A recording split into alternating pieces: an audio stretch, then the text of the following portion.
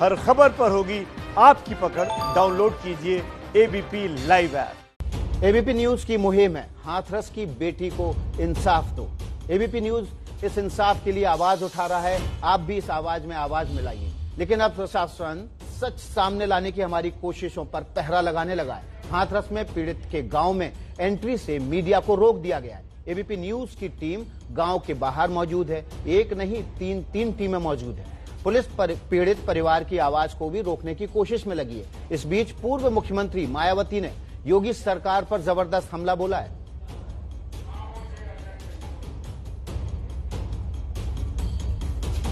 हाथरस की घटना को लेकर बीएसपी प्रमुख मायावती ने यूपी सरकार पर निशाना साधा है और प्रदेश में राष्ट्रपति शासन लगाने की मांग की है। इस वक्त की बड़ी खबर यह है, अब से थोड़ी देर पहले मायावती ने योगी सरकार पर निशाना साधा। हाथरस केस पर सीधे कहा कि इसके बाद अब प्रदेश में राष्ट्रपति शासन लग जाना चाहिए।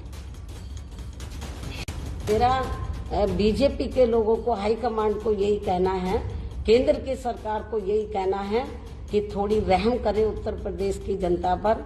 आबादी के हिसाब से तो उत्तर प्रदेश देश का सबसे बड़ा प्रदेश है और मेरा माननीय प्रधानमंत्री जी से ये कहना है कि आप उत्तर प्रदेश से चुनकर आए हैं, वाराणसी से कम आपको तो ध्यान रखना चाहिए।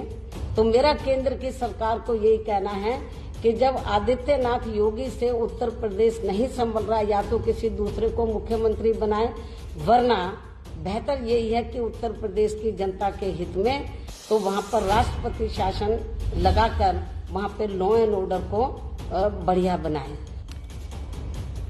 तो आप देख रहे हैं कि अभी हाथरस केस की पीड़िता की चिता की राख ठंडी नहीं हुई है, लेकिन राजनीति शुरू हो गई है। हाथरस में राहुल और प्रियंका गांधी की सक्रियता को लेकर बीजेपी सांसद रवि किशन ने कांग्रेस पर घटिया राजनीति करने का आरोप लगाया था। लेकिन उससे पहले मायावती ने योगी आदित्यनाथ पर क्या हमला बोला है, वो एक बार फिर से सुनते हैं। तो मेरा केंद्र की सरकार को यही कहना है कि यूपी गवर्नमेंट नहीं जाग रही है। आदित्यनाथ योगी इस लायक नहीं है कि वो लॉ एंड ऑर्डर को संभाल सके। तो केंद्र की सरकार को जागना चाहिए और केंद्र की सरकार से मेरा यही कहना है कि यदि केंद्र की सरकार ने तो आरएसएस के दबाव में आकर इनको उत्तर प्रदेश का मुख्यमंत्री तो बना दिया, लेकिन इस लायक नहीं है कि वो उत्तर प्रदेश का में बढ़िया शासन प्रशासन यूपी की जनता को दे सके। तो मुझे क्या लगता है, बीजेपी को आरएसएस के से बात करनी चाहिए, उनके शिकंजे से बाहर निकलना चाहिए। आरएसएस के आपको उत्तर प्रदेश की जनता के हित में सोचना चाहिए और मेरा केंद्र की सरकार को यही कहना है कि बेहतर होगा तो आदित्यनाथ योगी को तो जहां उनकी असली जगह है गोरखपुर में मठ में वहां बैठा दें, और यदि उनको गोरखपुर का मठ भी अच्छा नहीं लग रहा है तो अयोध्या में राम मंदिर का निर्माण हो रहा है तो बीजेपी ये काम उनको सौंप दे। हाथरस कांड को लेकर लगातार इस पर राजनीतिक बयान आ रहे हैं। प्रियंका गांधी और राहुल गांधी भी हाथरस निकलने वाले हैं। हमारे संवाददाता आशीष कुमार सिंह हमारे साथ मौजूद हैं। आशीष, आपके साथ कमल किशोर कमांडो मौजूद हैं, क्या कह रहे हैं वो? आज हाथरस पहुंच पाएंगे? क्योंकि पहरा तो बिठा दिया योगी सरकार ने सीमाओं पर।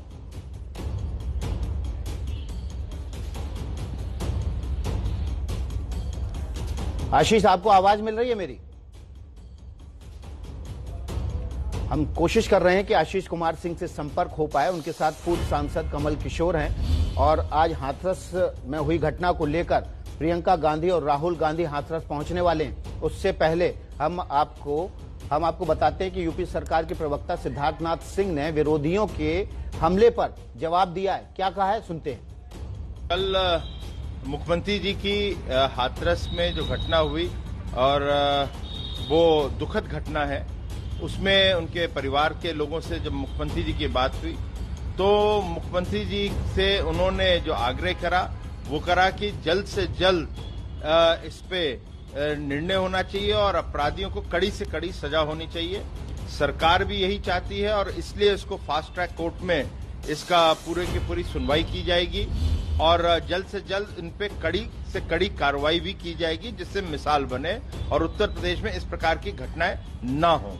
साथ ही साथ परिवार को एक 25 लाख की धनराशि भी दी गई है, उनको एक आवास भी दिया जा रहा है, नौकरी भी दी जा रही है और साथ ही साथ इसके अंदर एसआईटी बनाते हुए 7 दिन के अंदर उसकी रिपोर्ट भी सबमिट करने के लिए कहा गया है। तो ये सब चीजें करवाई जा रही हैं।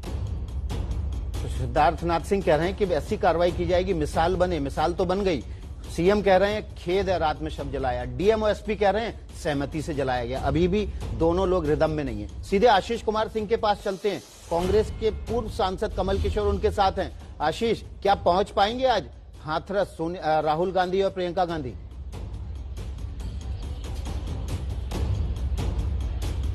ये बड़ा सवाल है विकास। जिस तरह से बैरिकेडिंग की गई है, आपने भी देखा डीएनडी पर, उस सवाल जरूर है कि पहुंच पाएंगे कि नहीं। पीछे मैं दिखा दूं आपको विकास, ये 10 जनपद का गेट, इसके ठीक पीछे, इस गेट के पीछे प्रियंका गांधी और राहुल गांधी की गाड़ी लगी है। संभवतः इसी गेट से अगले कुछ क्षण में बाहर निकलने वाले हैं। कमल किशोर जी, आप लोगों को बुलाया गया है यहाँ पर साथ जाने? बिल्कुल जाना है, उनके साथ आदेश है।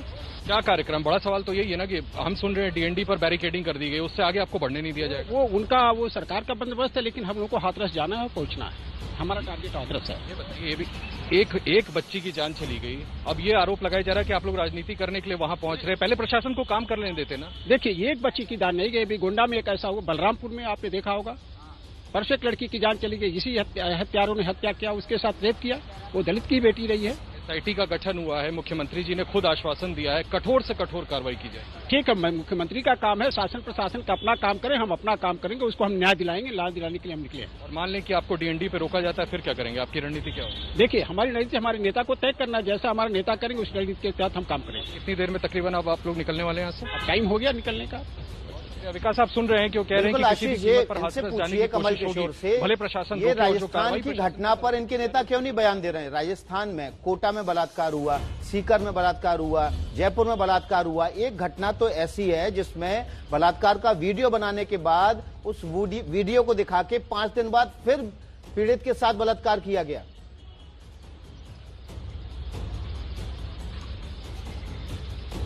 देखिए, एक बड़ा लाजमी सवाल है। मेरे सहयोगी विकास मुझे याद दिला, राजस्थान के कोटा में, सीकर में एक के बाद एक बलात्कार की खबरें आ रही हैं। आपको उत्तर प्रदेश तो नजर आता है, राजस्थान ये आशीष, हम आपको बीच में रोक रहे हैं, माफ कीजिएगा। सीधे प्रतिमा मिश्रा के पास चलते हैं। हाथरस में उस गांव में मौजूद हैं। और प्रतिमा, क्या अपडेट है आपके पास? विकास, देखिए, अचानक एकाएक यहाँ पर पुलिस वाले जो थे बहुत आराम से बैठे हुए थे, वो एकाएक पोजीशन पर आ गए हैं, अपने हाथों में डंडा लिए हुए। और आप देख सकते हैं किस तरीके से तैयार दिखाई दे रही है पूरी फौज यहाँ पुलिस वालों की। क्या वजह है कोई बताने को तैयार नहीं है, लेकिन देखिए किस तरीके से एकाएक इस तरीके का माहौल बन गया, जैसे पता नहीं किस युद्ध की तैयारी यहाँ पर की जा रही है। खबरें ये भी आ रही है कि मीडिया वाले लगातार जब इनसे कह रहे हैं कि हमें अंदर जाने दिया जाए, तो उसी को लेकर तैयार। सर, आप लोग क्या तैयारी क्या कर रहे हैं, कुछ बताएंगे?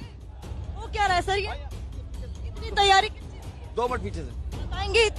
अभी बताएंगे। हुआ है कुछ हुआ है? कुछ चीज नहीं। आप में से कोई तो बता दे सर, इतना अचानक आप लोगों ने क्यों माहौल बना दिया? क्या हुआ है, किसी को पता है कुछ? आप में से किसी को पता है कि आप लोग क्यों यहाँ पर तैनात कर दिए गए अचानक? देखिए, ये हालात है। सुबह से पूछ कर गला सूख गया, लेकिन कोई बोलने को तैयार नहीं है।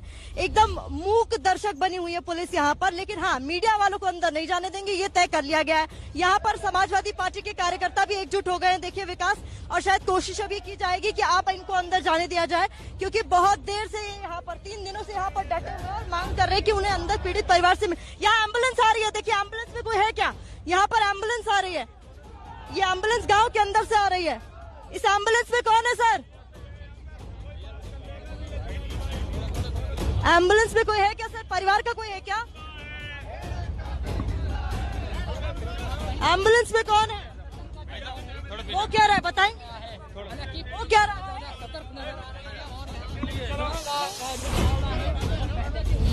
क्या हो रहा है सर, आप बताएं। नहीं, वो हम सिर्फ इतना पूछना चाह रहे हैं कि आप बताओ, कहीं ये लिखा हुआ है कि कोई नहीं जा सकता? कल कोई बात, कल लगातार भाजपा के लोगों को मुलाकात वरिष्ठ अधिकारियों ने कराई। हम वरिष्ठ अधिकारियों से लगातार कहते हुए थक गए, 10 लोगों का हमारा प्रतिनिधिमंडल आप मिलवा दीजिए। हमारे एमएलसी मौके पर हैं, 2-2 जो यहाँ के स्थानीय एमएलसी हैं, उनको मिलवाने का काम नहीं किया गया। हम पूछना चाहते हैं वरिष्ठ अधिकारियों से, कोई एक भी चीज ऐसी बताए कोई वरिष्ठ अधिकारी कि हम लोगों ने कोई हेजिटेशन पैदा की हो। किसको मांग कर रहे हैं?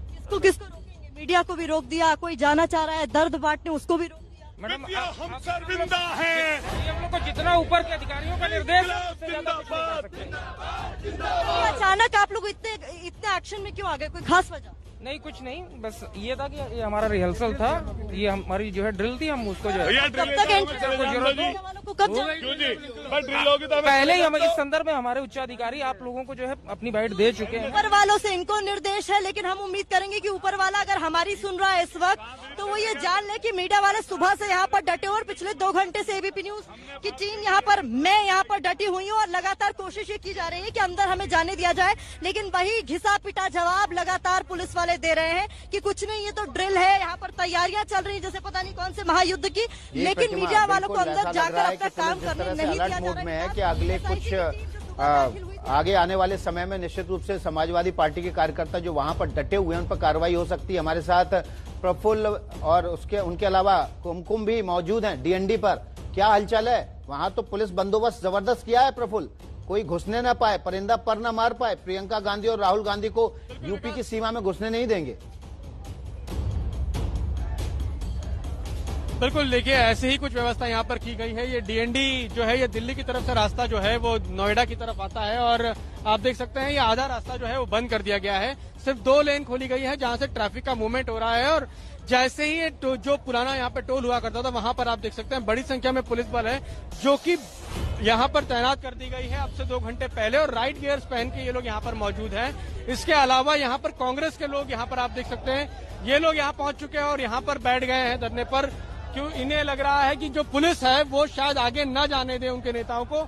हम इनसे पूछते हैं, ये आप लोग अभी से यहाँ क्यों बैठे, क्या वजह है? हम लोग इसलिए यहाँ पर बैठे हुए हैं क्योंकि देखिए हमारी गाड़ियों को रोक दिया गया है। योगी सरकार का काम सिर्फ ये है कि गुंडों को, अपराधियों को पकड़ने का काम इन्होंने पुलिस को नहीं दे रखा है। इन्होंने पुलिस को लगा रखा है सिर्फ जो लोग लोकतंत्र की बात उठा रहे हैं उनके ऊपर उनको कुचलने का काम योगी सरकार ने पुलिस को दे रखा है। रोका आपको?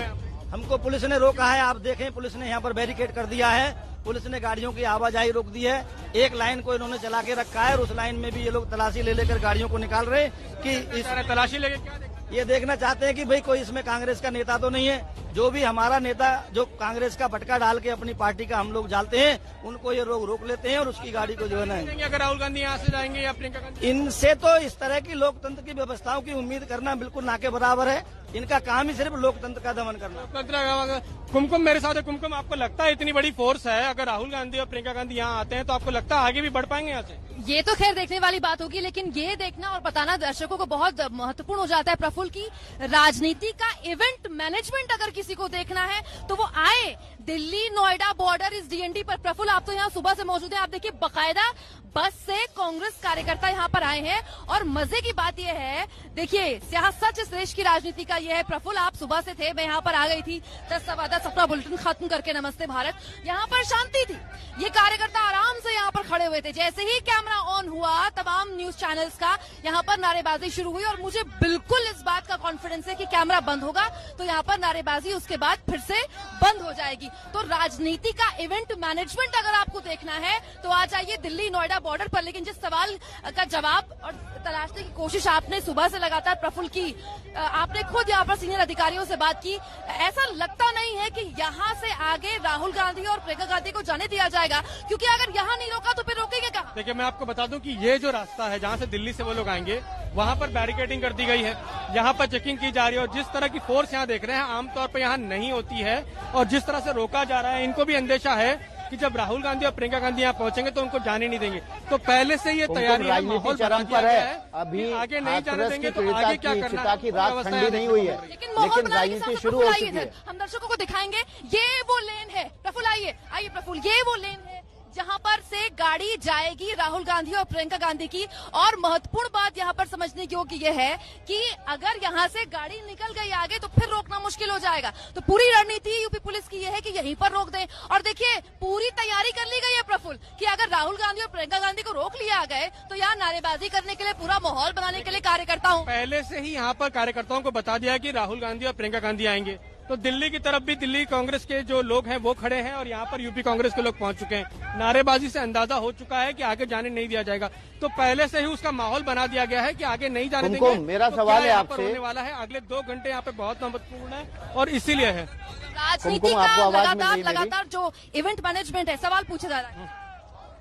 जी बताइए विकास। जी प्रफुल्ल, मेरा सवाल है, ये जो धरना कर रहे हैं, धरना प्रदर्शन कर रहे हैं, इनसे पूछिए कि इनके नेता हाथरस तो जा रही हैं, लेकिन राजस्थान में घटना हुई है, जयपुर में, कोटा में, सीकर में बलात्कार हुआ है। एक बच्ची से पहले बलात्कार हुआ, वीडियो बनाया बलात्कार का, फिर उस वीडियो के बेसिस पे हफ्ते भर बाद फिर वो वीडियो दिखाकर बलात्कार का धमकाकर पीड़िता को दोबारा बलात्कार हुआ। वहां की आवाज क्यों नहीं उठा रहे हैं ये लोग?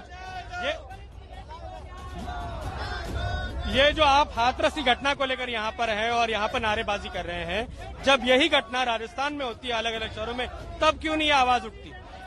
क्यों आपकी वहाँ सरकार है इसलिए वहाँ शांत हो? नहीं, ये बात नहीं है, जहाँ हमारी सरकार है ये नहीं है, सब जगह आवाज उठनी चाहिए। तो वहाँ पे क्यों नहीं उठी? अब हमारी बेटी है यहाँ पर, अब बहुत नेता आ रहे हैं आपके इसलिए। नहीं, ये यूपी में जंगल राज कायम है, इस्तेमाल की। राजस्थान में एकदम राम राज्य है।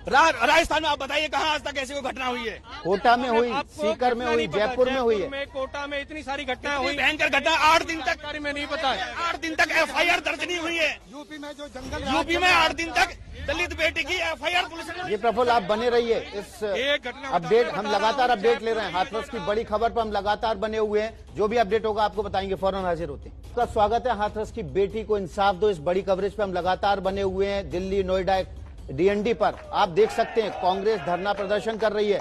उन्होंने समय से पहले ही धरना प्रदर्शन शुरू कर दिया, उनको अंदाजा है कि शायद प्रियंका और राहुल गांधी को यहां से नहीं निकलने दिया जाएगा।